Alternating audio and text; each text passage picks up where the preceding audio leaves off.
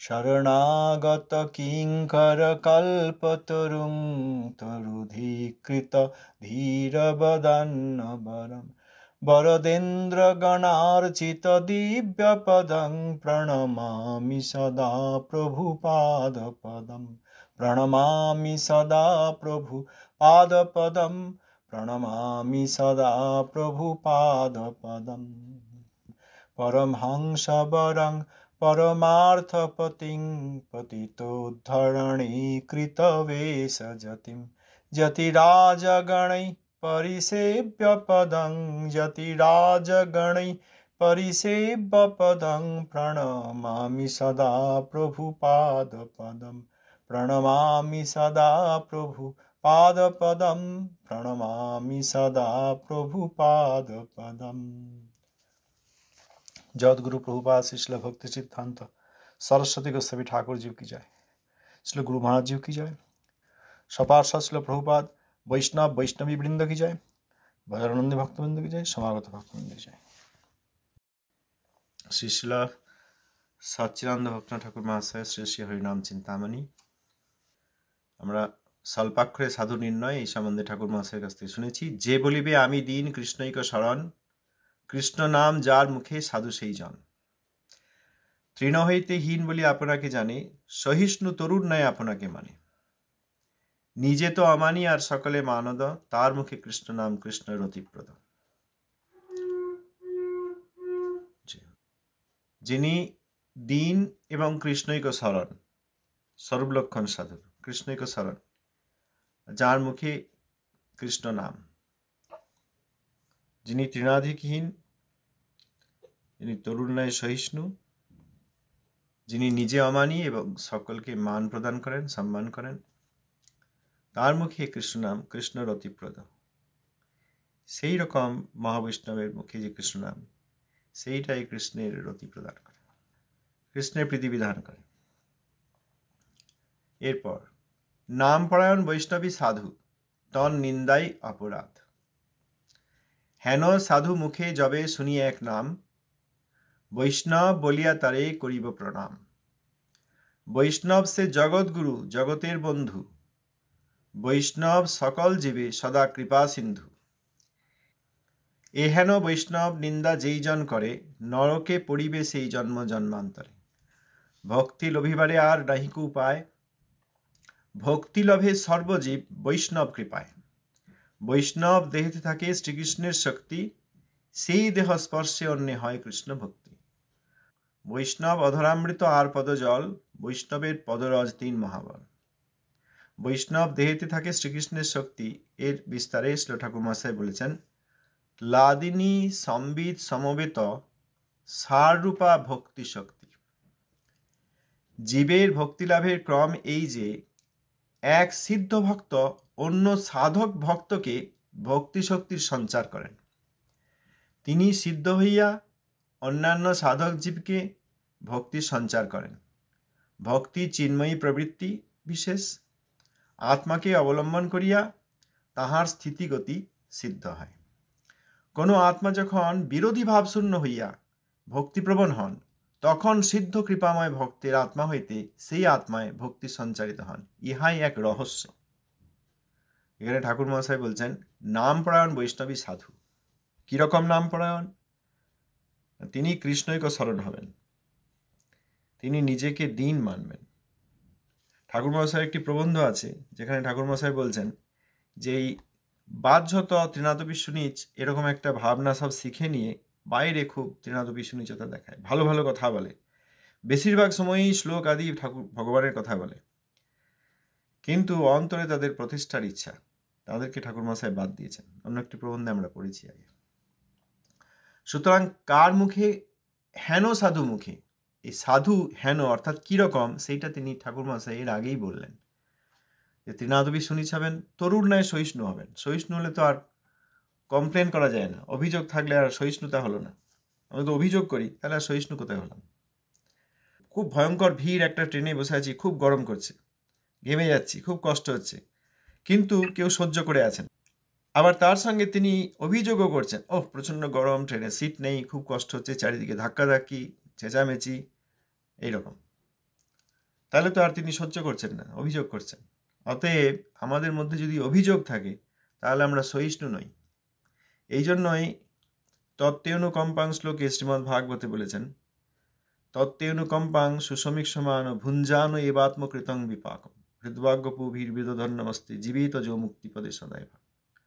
শ্রীল ঠাকুর মহাশয়ের অর্থ করে বললেন, দুঃখ ভোগ করি নিজকৃত কর্মফলে কায় মনো বাক্যে তব চরণ কমলে ভক্তি করি কাটেকাল তব কৃপা আসে মুক্তিপদ তব পদ পায়নে আসে। অতএব নিজকৃত কর্মের ফলে আমারই এই জন্ম এবং পূর্বপূর্ব অনেক জন্মের কর্মের ফলে আমার যেসব দুঃখ হচ্ছে, বহিরঙ্গা মায়াদেবী শাস্তি দিয়ে আমাকে শোধন করছেন, এইটা সহন করতে করতে যিনি কৃষ্ণ নাম নেন সেই রকম সাধু।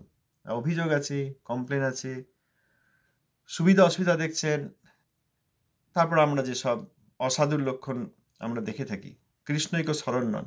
মূল কথা হচ্ছে কৃষ্ণৈক স্মরণ নন, সেরকম নয়। কৃষ্ণৈক স্মরণ, একমাত্র কৃষ্ণের স্মরণ। সেই রকম সাধুর মুখে যখন এক কৃষ্ণ নাম শোনা যায় তবে তাকে বৈষ্ণব বলে প্রণাম করব। আমরা কিন্তু এই গায়ের রং, মানে বস্ত্রের রং কি, কাপড়ের রং, আর হাতে লাঠি আছে কিনা, কোথায় থাকেন, কতদিন সেখানে আছেন, কতদিন বনে আছেন বা পর্বতে আছেন, এইসব দেখি কিন্তু আমরা প্রণাম আদি করি। কিন্তু কৃষ্ণৈক স্মরণ কিনা, আর তিনাদপি শুনিচ তররপি সহিষ্ণু অমানি মানদ, এইটা কিনা দেখি না, যে কাউকে গিয়ে প্রণাম করি। বলেন নাই, হেন সাধু মুখে যবে শুনি এক কৃষ্ণ নাম, হেন সাধু মুখে যবে শুনি এক নাম, বৈষ্ণব বলিয়া তারি করিব প্রণাম। সেই রকম বৈষ্ণব জগৎগুরু, তিনি জগতের বন্ধু, তিনি কারোর ক্ষতি করেন না, তার কোনো অভিযোগ নাই, তার কোনো শত্রু মিত্র নাই, তিনি কিন্তু জগতের বন্ধু। তিনি এই জগতের সব জীবের প্রতি কৃপাময়। এই রকম একজন বৈষ্ণব, এই রকম বৈষ্ণব, তার যারা নিন্দা করেন তারা নরকে পতিত হবেন জন্ম জন্মান্তরে, এক জন্ম নয়। তাহলে আমাদের প্রভুপাদ এবং প্রভুপাদের শিষ্যগণ এই রকম মহাবৈষ্ণব, গৌড়ীয় গগনের সূর্য প্রভুপাদ ছিল ভক্তি সিদ্ধান্ত সরস্বতী গোস্বামী ঠাকুর, তার প্রতি শ্রদ্ধার অভাব বা কোনো না কোনোভাবে মনের মধ্যে বিরাগ, বিতৃষ্ণা, অবমাননা, এবং সেই হেতু তার কোনো শিষ্যের প্রতি অবমাননা। প্রভুপাদের শিষ্য আর তিনি শুদ্ধ কৃষ্ণ নাম করেন নাই, তিনি তিনাদপি শুনিচ নন, এ সম্ভব নয়। অতএব এইরকম মহাবৈষ্ণবের চরণে যারা নিন্দা করেন, আমরা 2-1 দিন আগে পড়েছি, প্রভুপাদ সরস্বতী গোস্বামী ঠাকুর বলেছেন যে তাদের বিষ্ণু পূজা এবং নাম গ্রহণ ছলনা এবং নিরর্থক। সেই রকম ব্যক্তির নাম গ্রহণ, তারা কতদিন হরিনাম করছেন তথাকথিত, সেখানে হরিনামে প্রশ্নসূচক চিহ্ন বা প্রশ্নবোধক চিহ্ন দিয়েছেন প্রভুপাদ, কতদিন করছেন, কত সংখ্যায় করছেন, কেমনভাবে করছেন, করতে করতে এরকম ভাবাদি, তথাকথিত বাহ্য ভাবাদি প্রকাশ করছেন, কতজন আত্মা তার কাছে গিয়ে রোগ দেওয়া নেওয়া করেছেন, তাতে কিছু যায় আসে না। এইরকম বৈষ্ণব নিন্দক, তার গতি কোথায়? নরকে, জন্ম জন্মান্তরে। ভক্তি পাওয়ার আর কোনো উপায় নেই। এখানে ঠাকুরমশাই বলছেন ভক্তি লভিবার আর নাহি কো উপায়, ভক্তি পাওয়ার আর কোনো উপায় নেই, একমাত্র বৈষ্ণব কৃপায় ভক্তি আছে। আমরা নামাভাস বিচার যেখানে ঠাকুরমশাই করেছেন সেখানেও তাই দেখলাম, যে নামাভাস হওয়ার পর, অর্থাৎ সব নামাপড়া যাওয়ার পর যখন নামাভাস হচ্ছে, সেই নামাভাস করতে করতে জীব, নামাভাসী জীব, তিনি শুদ্ধ সাধুর সঙ্গ পাবেন নাম প্রভুর কৃপায়। নইলে তো আর সাধু খুঁজে পাওয়া যাচ্ছে না, সাধু চিনতেও পারা যাচ্ছে না, সাধু জগতে বেশি নেইও। এই নাম প্রভুই নামাভাস রূপে যখন উদিত হয়েছেন, তখন নাম প্রভুই সাধকের আগ্রহ দেখে আর সরলতা দেখে তিনি শুদ্ধ সাধুর সঙ্গে সাধককে পরিচয় করিয়ে দেবেন। সেই শুদ্ধ সাধু তাকে তত্ত্বজ্ঞান দেবেন এবং তার সম্বন্ধ জ্ঞান করিয়ে দেবেন। তারপর তিনি অবিধেয় রূপ নামানুশীলন করবেন এবং প্রেম প্রাপ্ত হবেন। অতএব একমাত্র বৈষ্ণবের কৃপাতেই ভক্তি লাভ হতে পারে। আমরা অনেক কিছু করতে পারি, সকালে স্নান করতে পারি, তিলকাদি রচনা করতে পারি, তীর্থ ভ্রমণ করতে পারি, কুণ্ডে স্নানাদি করতে, বিভিন্ন কুণ্ডে স্নানাদি করতে পারি, অনেক কিছু করতে পারি, মন্দিরে যেতে পারি, কিন্তু ভক্তি লাভের একটাই উপায়, সেটা হচ্ছে শুদ্ধ বৈষ্ণব যখন কৃপা করবেন। তীর্থে সাধারণ লোক তীর্থে যায় পাপাদি স্খলন করার জন্য, কিন্তু তীর্থ যাওয়ার প্রধান উদ্দেশ্য যদি সেই তীর্থে কোনো শুদ্ধ সাধু থাকেন, তার যদি কোনোভাবে সঙ্গ হয়ে যায়, তবে ভক্তি লাভ হয়, না হলেই সাংসারিক উন্নতি লাভ হয়, পাপ থেকে মুক্তি হয়। তীর্থ যদি সাধুর সঙ্গে পরিচয় করিয়ে দেন, তীর্থে গিয়ে যদি শুদ্ধ সাধুর পরিচয় হয়, তবে তার ভক্তি লাভ হয়, না হলেই অন্যান্য জিনিসই লাভ হয়। কারণ ঠাকুর মহাশয় বলছেন, বৈষ্ণবের দেহে থাকেন শ্রীকৃষ্ণের শক্তি, এই দেহস্পর্শে অন্যে হয় কৃষ্ণ ভক্তি। বৈষ্ণবের দেহটি অপ্রাকৃত দেহ, বৈষ্ণবের দেহ অপ্রাকৃত দেহ। কে মানেন না বলুন? কে মনে করেন তা নয়? আমাদের মতো খাওয়া দাওয়া করছে, ঘুমাচ্ছে, এরকম দেখা যাচ্ছে, ক্লান্ত হচ্ছে। বৈষ্ণবের দেহটি অপ্রাকৃত, গুরুদেবকে দেহ মনে করলে হবে না, এটা ঠিক নয়। গুরুদেবকে প্রাকৃত দেহ মনে করবেন না, এইটাই শুদ্ধ ভক্ত বলতে চাইছেন। গুরুদেবের দেহটা প্রাকৃত দেহ মনে করলে হবে না, গুরুদেবের দেহটা অপ্রাকৃত দেহ। কারণ মহাবৈষ্ণব এবং মহাবৈষ্ণব গুরুর কথা আমরা এখানে আলোচনা করছি। তপস্বী গুরু, জ্ঞানী গুরু, কর্মী গুরু, বৈষ্ণব বিদ্বেষী বা বৈষ্ণবরূপ কলির দূত, এনাদের কথা বলছি না। এনাদেরকে গুরু সাজিয়ে অনেকে বড় উঁচু সিংহাসনে বসিয়ে দিয়েছে, তাদের কথা বলছি না। এইরকম এই কৃষ্ণৈকশরণ সাধু যিনি জগৎগুরু, সেই রকম গুরুর কথা এখানে বলা হচ্ছে। সেই গুরুর দেহকে প্রাকৃত মনে করলে হবে না, আর প্রাকৃত দেহকে গুরু মনে করলে হবে না। গুরুর দেহকে প্রাকৃত মনে করলে হবে না, গুরুদেবের দেহ অপ্রাকৃত। প্রভুপাদের দেহ কি প্রাকৃত? কে বলবেন? কে বলবেন গুরু প্রভুপাদের দেহ প্রাকৃত? বলুন। প্রাকৃত আমাদের মতো ক্ষিতি অপ্তেজ মরুদ্গম দিয়ে তৈরি, আকাশ বাতাস জল ইত্যাদি দিয়ে তৈরি। কেউ যদি মনে করেন তাহলে ভজন সম্ভব নয়। আমরা যদি এরকম বলতে থাকি, শুনতে থাকি যে প্রভুপাদের দেহ প্রাকৃত দেহ, তাহলে কখনো ভজন সম্ভব নয়। প্রভুপাদ ছিল সরস্বতী গোস্বামী ঠাকুর মহাপ্রভুর পার্ষদ। তিনি পার্ষদ রূপে এসে, গৌর নিত্যানন্দের ইচ্ছায় পার্ষদ রূপে এসে তিনি এখানে নাম প্রেম প্রচার করেছেন সর্বদা। সেই রকম প্রভুপাদ ছিল সরস্বতী গোস্বামী ঠাকুরের শরীরটি প্রাকৃত নয় আমাদের মতো, তিনি অপ্রাকৃত। তিনি অপ্রাকৃত দেহে এসছেন, অপ্রাকৃত ধামে সর্বদা আছেন। তিনি নিত্য নবদ্বীপে আছেন, আবার নিত্য নন্দব্রজে আছেন। এখানে ঠাকুর মহাশয় বলছেন, বৈষ্ণব দেহেতে থাকে শ্রীকৃষ্ণের শক্তি। আমরা এই আত্মজ্ঞান, তথাকথিত আত্মজ্ঞান নিয়ে আমাকে তো আমার আত্মা এবং শরীরকে পার্থক্য করতে হবে। আমার প্রাকৃত দেহটাকে আমি মনে করলে হবে না, এটা ঠিক। আমাকে আত্মতত্ত্বে স্থিত হতে হবে, এটা ঠিক। অতএব আমার প্রাকৃত দেহটাকেই আমি মনে করে এইটাই ভজন করছে, সাধন করছে, ভগবানের আরতি করছে মনে করলে হবে না, সেবা করছে মনে করলে হবে না। আত্মদেহে, অন্তঃস্থিত আত্মদেহে করতে হবে।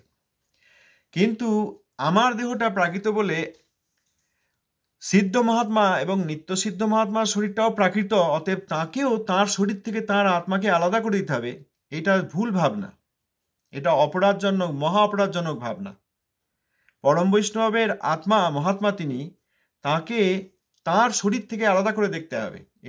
এটা মহা ভুল, মহা অপরাধজনক ভাবনা। আমি পারবো না, আমি অন্তত ব্যক্তিগতভাবে সেটা চিন্তা করতে পারবো না। প্রভুপাদের অপ্রাকৃত দেহ বলেই জানবো। তিনি যাই বলুন, বাইরে যাই বলুন, কোনো সিদ্ধ নিত্যসিদ্ধ মহাত্মা বলতে পারেন যে আমার বাতের যন্ত্রণা হচ্ছে, এরকম দেখা যায়। প্রভুপাদ, ভক্তিনাথ ঠাকুর, এনারা মহাপ্রভুর পার্ষদ, কিন্তু মহাবৈষ্ণবগণ এরকম দেখান। জগন্নাথ দাস বাবাজী মহারাজ দেখালেন না, বাহ্যত যেন প্যারালিসিস হয়ে গেছে। জগন্নাথ দাস বাবাজী মহারাজ আমরা তো আলেখ্য দেখেছি, আমরা ছিল জগন্নাথ দাস বাবাজী মহারাজ বৈষ্ণব সার্বভৌম, তার আলেখ্য তো আমরা দেখেছি, বাহ্যত মনে হয় প্যারালিসিস হয়ে গেছে। অথচ যখন শ্রী যোগপীঠে এলেন, ভক্তিনাথ ঠাকুর মহাশয় মহাপ্রভুর আবির্ভাব স্থান আবিষ্কার করলে, তিনি যখন যোগপীঠে এলেন, তিনি অনেক উদ্দণ্ড নৃত্য করলেন। আমরা যারা মনে করছি আমাদের প্যারালিসিস হয় নাই, ভালো শরীর আছে, ইয়ং শরীর আছে, আমরা ওই রকম নৃত্য করতে পারবো না। বাহ্যত একটু লাফাতে পারি, ক্লান্ত হয়ে পড়বো। কিন্তু জগন্নাথ দাস বাবাজী মহারাজ কি দেখালেন? বাহ্যত আমি প্যারালিসিস, 155 বছর বয়স, কিন্তু উদ্দণ্ড নৃত্য করলেন। তাহলে জগন্নাথ দাস বাবাজী মহারাজ কি প্যারালাইজড? আবার ছিল ভক্তিনাথ ঠাকুর মহাশয় দেখালেন বাহ্যত বাতের খুব ব্যথা, রিউম্যাটিজম, বাতের খুব ব্যথা। আমরা সেই দিন শুনেছি প্রভুপাদের কাছ থেকে যে মহাবৈষ্ণবগণ তাদের দেখা যায় যে নিচ কুলে জন্ম হয়েছে, বা খারাপ দেশে জন্ম হয়েছে, বা তার শরীর খারাপ, বা তিনি মূর্খরূপে প্রতিভাত হন, এইগুলোর একটা মহৎ উদ্দেশ্য আছে। বললাম না, এর একটি মহৎ উদ্দেশ্য আছে, কি না যেন এই সাধারণ লোক নিরুৎসাহিত না হয়। সাধারণ লোক দেখবে যে ভক্তরা কেবল বলিষ্ঠই হয়, উচ্চকুল হয়, পণ্ডিত হয়, উচ্চ আশ্রমে থাকেন, সন্ন্যাসারী থাকেন, আর আমি সাধারণ বদ্ধজীব, আমি কি করে সাধনা করব? আমি মূর্খ, আমার এত রোগ, আমার নিজ কুলে জন্ম ইত্যাদি, আমার শরীর খারাপ, কি করে করব? নিরুৎসাহিত হয়ে যাবেন। ওই জন্য ভক্তরাও এসে এইরকম ব্যবহার করছেন, বাহ্যত ব্যবহার করছেন। তাহলে শ্রীল ভক্তিনাথ ঠাকুর মহাশয় যদি বলেন যে তার বাতের যন্ত্রণা ছিল, এইটা মনে করা অপরাধ হবে। কেন? তার নিত্য শরীর, তিনি জগতের লোককে দেখাচ্ছেন আমার বাতের যন্ত্রণা আছে, আমি কি করে ভগবানের ভজন করব? ঠাকুর মহাশয় বলছেন তোমার চিন্তা নেই, আমারও বাতের যন্ত্রণা আছে, তুমি ভজন করো। এই শিক্ষা দেওয়ার জন্য, যাতে আমি নিরুৎসাহিত না হয়ে যাই। শ্রীল প্রভুপাদ বললেন যে হ্যাঁ আমার কার্বাঙ্কল আছে, এই যন্ত্রণা আছে, ওই যন্ত্রণা। তাই হয় নাকি? তার অপ্রাকৃত শরীরে কখনো কার্বাঙ্কল থাকে? কিছুই থাকে না। ও বাহ্যত এসব বলছেন অসুস্থ লীলার অভিনয়কারী, যাতে আমরা নিরুৎসাহিত না হয়ে পড়ি। কারণ আমার কার্বাঙ্কল আছে, আমার অন্যান্য রোগ আছে, আমি কি করে ভজন করব প্রভুপাদ? আপনি তো বলিষ্ঠ, আপনার তো কোনো রোগ শোক নেই, আর আমি প্রাকৃত কি করে করব? যাতে আমি নিরুৎসাহিত না হয়ে যাই, এই জন্য ভক্তগণ বাহ্যত এরকম দেখান। অতএব এখানে ঠাকুর মশাই বলছেন বৈষ্ণব দেহেতে থাকে শ্রীকৃষ্ণের শক্তি। এইবার এটা আমরা অবশ্যই, বৈষ্ণব তিনি আত্মা, আর তার আত্মা আর তার শরীর ভেদ নাই। আমার আত্মার আমার শরীরের মধ্যে ভেদ আছে। বৈষ্ণবের আত্মা পরম বৈষ্ণব, এইরকম কৃষ্ণৈক শরণ এবং ত্রিনাথ বিশ্বনীচ সর্বদা শুদ্ধ কৃষ্ণ নাম করেন। এইরকম বৈষ্ণবের আত্মা আর শরীরের মধ্যে ভেদ নাই, তার শরীরটিও অপ্রাকৃত। বৈষ্ণব দেহেতে থাকে শ্রীকৃষ্ণের শক্তি। আমরা যেন বলতে না যাই এখানে বৈষ্ণব দেহ বলতে ওই যে চিদনু আত্মা আলোকের ন্যায় রয়েছে শুধু সেইটুকু, বাইরের হাত পা এইসব মাথা চরণ এসব যে দেখছি এগুলো কিন্তু প্রাকৃত, এতে ভক্তি থাকে না, এটা আমরা বলতে পারি না। এটা আমার জন্য ঠিক, আমার প্রাকৃত দেহ, আমি সাধকও নই, আমি বদ্ধ জীব, আমার প্রাকৃত দেহ, মলমূত্রের দেহ, রক্ত মাংস হাড় ইত্যাদির দেহ। কিন্তু পরম বৈষ্ণবের শরীর রক্ত মাংস হাড় এইসব দিয়ে তৈরি নয়। ওই জন্যই তো গৌরসুর দাসবাজি মহারাজ, আমরা তো চাল ডাল না খেলে তো আমাদের আর হবে না, সেদ্ধ করে চাল ডাল খেয়ে তারপর হজম হয়। আর গৌরসুর দাসবাজি মহারাজ তো গঙ্গার পাক খেয়ে থাকতেন, কি করে সম্ভব? যদি গৌরসুর দাসবাজি মহারাজের শরীরটা প্রাকৃত হয়, আর আমাকে তার আত্মা আর তার শরীর থেকে ভেদ বুদ্ধি করে আত্মাটিকে গৌরসুর দাসবাজি মহারাজ আর শরীরটি প্রাকৃত, এই আমাদের মতো ক্ষিতি অপ্তেজ আকাশ বাতাস মাটি জল দিয়ে তৈরি শরীর মনে করি, তাহলে তিনি গঙ্গার পাক অর্থাৎ বিষ্ণু চরণামৃত গঙ্গা দেবী তাঁর যে পলি সেইটা খেয়ে কি করে থাকলেন? অতএব বৈষ্ণব দেহতে থাকে শ্রীকৃষ্ণের শক্তি। এখানে বৈষ্ণবের দেহকে অপ্রাকৃতই বলেছেন ঠাকুর মশাই। এখানে ব্যাখ্যা করে ঠাকুর মশাই বলেছেন লাদিনী সম্বিত সমবেত সারূপা ভক্তি শক্তি। লাদিনী হচ্ছে অর্থাৎ আনন্দ যেখান থেকে, আর সম্বিত হচ্ছে এই সম্বন্ধ জ্ঞান যেখান থেকে। আমরা আগে এই সন্দিনী সম্বিত লাদিনী নিয়ে আলোচনা করেছি, আবারও করতে থাকবো। সম্বিত এবং লাদিনী শক্তির যে সারূপা একসঙ্গে মিলে, সম্বিত এবং লাদিনী একসঙ্গে মিলে যে সারূপা ভক্তি শক্তি, জীবের ভক্তি লাভের এই ক্রম। জীবের ভক্তি লাভের ক্রম কীরকম, মানে সিকোয়েন্সটা কি, কোন কোন স্টেপের মধ্যে দিয়ে যাবে? যে কোনো এক সিদ্ধ ভক্ত অন্য সাধক ভক্তকে ভক্তি শক্তির সঞ্চার করেন। একজন সিদ্ধ ভক্ত তিনি আর একজন সাধককে সঞ্চার করেন, এছাড়া আর কোনো উপায় নেই। যেটা আগে বলা হলো যে বিভিন্ন কুণ্ডে স্নান করে, তীর্থে গিয়ে দান ধ্যান করে, অর্থাদি প্রণামী দিয়ে এইসব ব্যবহার করে হবে না। সিদ্ধ ভক্ত একমাত্র সাধক ভক্তকে দিতে পারেন। তিনি নিজে সিদ্ধ, অন্যান্য সাধক জীবকে ভক্তি সঞ্চার করেন, আর কেউ করেন না। আর ভক্তি হচ্ছে চিন্ময়ী প্রবৃত্তি বিশেষ।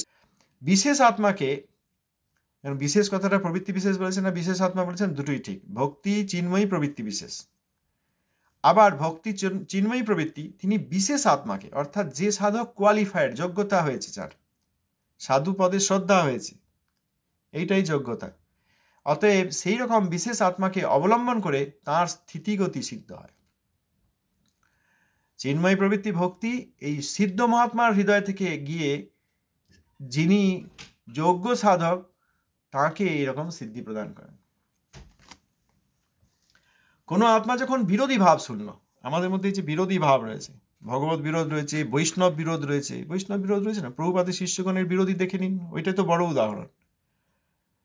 সেখানে বিরোধী ভাব শূন্য যদি হয় কোনো সাধক, তবে তিনি ভক্তিপ্রবণ হন। আর আমার এই বিরোধী থাকবে, আমি প্রভুপাদের ওই গণকে মানি না আর এই গণকে মানি না, আমার গুরুরূপে যিনি আমাকে দীক্ষা দিয়েছেন কেবল তাকে মানি, তার গুরু ভাইদের মানি না, তার গুরু ভাইদেরকে তার প্রতিদ্বন্দ্বী মনে করি, অন্যান্য গুরু ভাই থেকে আমার গুরুদেব যিনি তাকে বড় করার চেষ্টা করি। তারা সকলেই তো বড়, এই জগতে একজনকে ছোট করে আর সবাইকে বড় করতে হয়।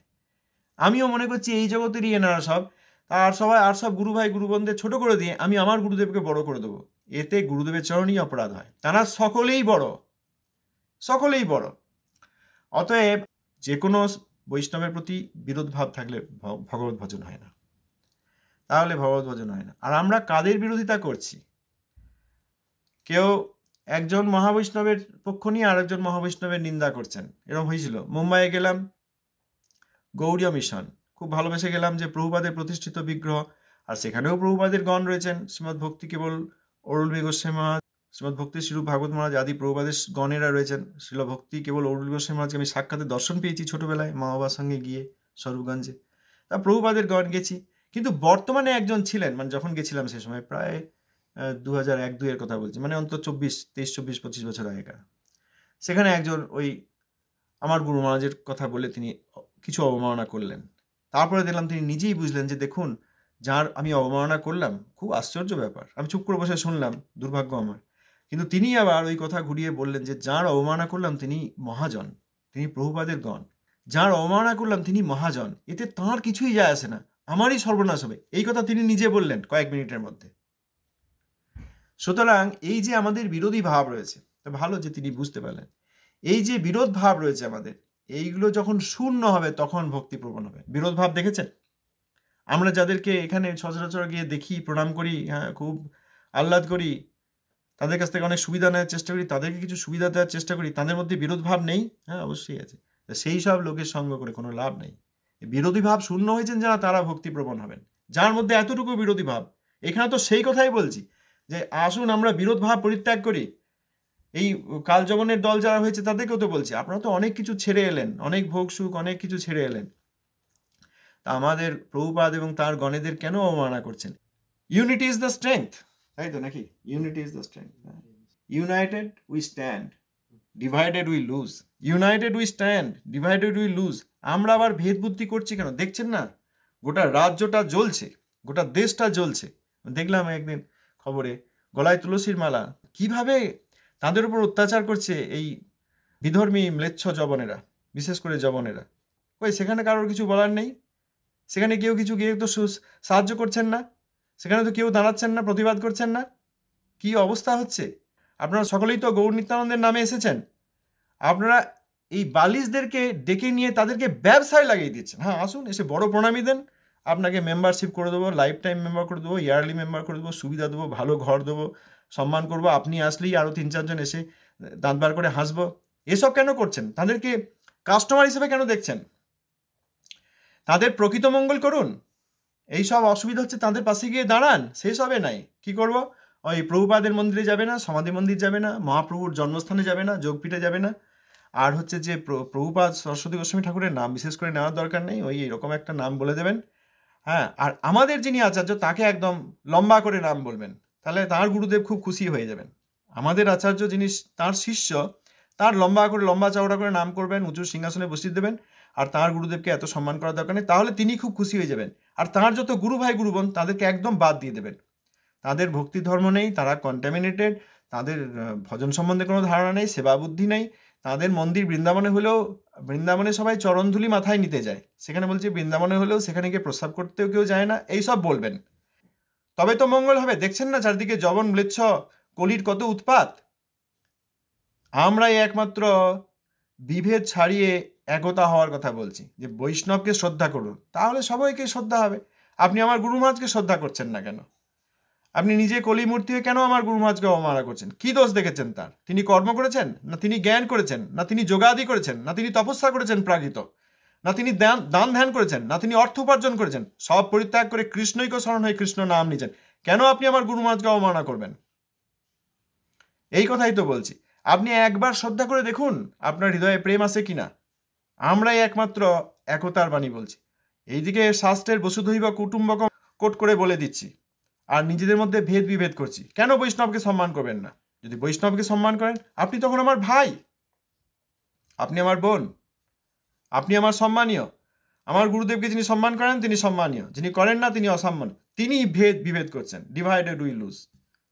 এক হও তো বাঁচবে, এই কথা আজকাল শুনছি অনেক রাজনৈতিক নেতারাও বলছেন যে এক হও তো বাঁচবে। এই কথা তো বসুধৈব কুটুম্বকম আমাদের শাস্ত্রে আছে। আমরা গোটা পৃথিবীকে কুটুম্ব অর্থাৎ আত্মীয় করতে পারি। কেন না? সকলেই আমরা আত্মা, এক পরমাত্মার অংশাংশ, বিভিন্নাংশ। এই অর্থে আমরা সকলেই এক। আবার এই বৈষ্ণবদের মধ্যে আবার ভেদ বিভেদ করছেন, এ দুর্ভাগ্যজনক। এখানে বলছেন কোনো আত্মা যখন বিরোধী ভাব শূন্য হইয়া ভক্তিপ্রবণ হন, তখন সিদ্ধ কৃপাময় ভক্তের কৃপা ভক্তের আত্মা হইতে সেই আত্মায় ভক্তি সঞ্চারিত হন। ইহাই এক রহস্য, এটা একটা রহস্য, সবাই জানে না এই কথা ঠাকুর বলছেন। এরপর সেই দেহ স্পর্শে অন্য হয় কৃষ্ণ ভক্তি, বৈষ্ণব অধরামৃত আর পদজল, বৈষ্ণবের পদরজ 3 মহাবল। তাহলে বৈষ্ণবের অধরামৃত, যদি কেউ বলেন যে বৈষ্ণবের শরীরটা প্রাকৃত দেহ, তাকেও আত্মা থেকে, তার প্রাকৃত দেহ থেকে আলাদা করে আমাকে শুধু আত্মাটি দেখতে হবে, তার শরীরটা প্রাকৃত হিসেবে দেখতে হবে, এটা দুঃখজনক নয়? এই প্রতিদিন এখানে ওখানে এরকম শোনা হচ্ছে, আমার খুব দুঃখ লাগে। প্রশ্ন করার উপায় নেই, জানবার উপায় নেই। একদিক থেকে এসে যাচ্ছে, আমাকে বলুন মহাবৈষ্ণবের দেহ প্রাকৃত দেহ কেন বলবেন? প্রভুপাদের দেহকে প্রাকৃত, প্রভুপাদের গণের দেহকে প্রাকৃত কেন বলবেন? তাইলে অধরামৃত, তাহলে মহাবৈষ্ণবের অধরামৃত নেবেন তো? ধরুন সাক্ষাতে কোনো এইরকম কৃষ্ণকেশরণ মহাবৈষ্ণব দেখা গেল, তিনি প্রসাদ পেয়েছেন, তার অধরামৃত নেবেন, তো কি বলবেন? না, তার অধরামৃত নেব না, কারণ অধরটা তো প্রাকৃত, আমি আত্মার অধরামৃত নেব। তাহলে এইখানে একটা মায়াবাদ হয়ে যাচ্ছে না? ভগবানের শরীরকে যদি প্রাকৃত মনে করা হয়, সেই রকম তাহলে মায়াবাদ হয়, কারণ প্রাকৃত অর্থাৎ বহিরঙ্গা মায়ার দ্বারা তৈরি প্রাকৃত বস্তু দিয়ে তৈরি মনে করা হয়। সেই রকম মহাবৈষ্ণব সিদ্ধভক্ত যারা নিত্যসিদ্ধ বা সাধন সিদ্ধ, তাদের শরীরকে যদি প্রাকৃত মনে করা হয়, তাহলে মায়াবাদ হচ্ছে না? কার অধরামৃত নেবেন? তাহলে তো ছুড়ে ফেলে দেবেন অধরামৃত, মায়াবাদীদের মতো। কিসের অধরামৃত? প্রাকৃত শরীর, প্রাকৃত শরীর, প্রাকৃত শরীর, সে প্রাকৃত ঠোঁট, সেখানে ঠেকেছে কি হয়েছে? বৈষ্ণবের পদরজ 3 মহাবল। তাহলে বৈষ্ণবের দেহ, সেই দেহ স্পর্শে অন্য হয় কৃষ্ণ ভক্তি। বৈষ্ণবের অধরামৃত, বৈষ্ণবের পদজলকে তাহলে অবমাননা করবেন, কারণ পদ তো এত প্রাকৃত পদ, আবার কিসের জল নয়? আবার বৈষ্ণবের পদরজ, তার চরণে যে ধুলি আছে, ও কিসের চরণ ধুলি? তো চরণটা তো হাড় মাংস দিয়ে তৈরি, প্রাকৃত চামড়া, প্রাকৃত চর্ম, সেখানে ধুলোটা লেগে কি হয়েছে? এই যদি মনে করি আমরা, তাহলে মায়াবাদী হলাম না? বৈষ্ণবের দেহকে আর এই আত্মতত্ত্ব স্বতত্ত্বে বুঝতে হবে যে আমি আত্মা, আমার শরীরটা প্রাকৃত, অবশ্যই চিরকাল, চিরকাল এই শরীরের মধ্যে হাড় আছে, মাংস আছে, মজ্জা আছে, রক্ত আছে, সব আছে, কিন্তু আমি আত্মা, এটা আমাকে বুঝতে হবে। এটাই সতত্ত্ব জ্ঞান। এই যে স্বরূপ বিভ্রম, এটা যদি আমি না বুঝি, যতদিন বুঝতে পারছি না, আমার মধ্যে তত্ত্বভ্রম রয়েছে, অনর্থ। কিন্তু মহাবৈষ্ণবকেও তার অধীনে এনে তাকেও তার শরীর থেকে তার আত্মাকে আলাদা করে দেবো, দিয়ে তার আত্মা আর গুরুদেব বা পরম বৈষ্ণব তারা প্রাকৃত দেহ, অতএব তার প্রাকৃত দেহ বা প্রাকৃত পরিচয়, এইটা করলে বড় দুঃখ লাগে। মহাবৈষ্ণবের কাছ থেকে এইরকম আশা করা যায় না। যাই হোক, এখন ঠাকুর মহাশয় এখানে বলেছেন বৈষ্ণব অধরামৃত আর পদজল, বৈষ্ণবের পদরজ 3 মহাবল, এই গ্রহণ করুন, দিয়ে এক হন। এই পৃথিবীতে সব ভগবত বিদ্বেষী, কেউ জবনরূপী ভগবত বিদ্বেষী, কেউ ম্লেচ্ছরূপী ভগবত বিদ্বেষী, কেউ বৈষ্ণব বিদ্রোহী হয়ে, বৈষ্ণব রূপ হয়ে ভগবত বিদ্বেষী। ভগবত বিদ্বেষীদের দেশ এইটা, এই জগৎটা, এই লোকটা বদ্ধজীবীদের কারাগার। অতএব এখানে শুদ্ধ ভক্ত পাওয়া খুব কঠিন। শুদ্ধ ভক্ত পেলে তার অবমাননা করবেন না, এই হচ্ছে আমাদের প্রার্থনা। এখন এই যে এত বালিশ, এর আগেও দেখেছি আরেকটি জায়গায় হয়েছিল, গলায় মালা রয়েছে, বুকের ওপর পা তুলে দিয়েছে জবনে, জুতো পরে বুকের ওপর পা তুলে দিয়েছে। যান সেখানে গিয়ে কিছু বলুন, কেউ কিছু বলছেন না। একটি কাজ, এই প্রভুপাদের নামটি খর্ব করে দেবো, আর প্রভুপাদের গণেদের কাউকে সম্মান করবো না, কেবল নিজের গুরুদেবটি ছাড়া। এই তাদের গুরুদেব দর্শন হয়নি। বৈষ্ণবের নিন্দা হচ্ছে, একদিকে পরম বৈষ্ণব প্রভুপাদের গণ গুরুদেবকে প্রণাম করে আসছি, আবার তাঁর অবমাননাকারীকেও সম্মান করছি, প্রণাম করছি, কি করে হবে? উল্টো হয়ে গেল, কন্ট্রাডিকশন। হেন বৈষ্ণব নিন্দা যেই জন করে, নরকে পড়িবে সেই জন্ম জন্মান্তরে। নরকগামী বৈষ্ণব অপরাধী, তার হাতে দণ্ড দেখে আর হাসি খুশি আর এই সন্ন্যাসী রূপ দেখে তাকে প্রণাম করছে, কি করে হয়? ধন্যবাদ, প্রণাম। জয় নিতাই, জয় প্রভুপাদ। আজ এই পর্যন্ত থাক। বন্দে মাতরম। ধন্যবাদ।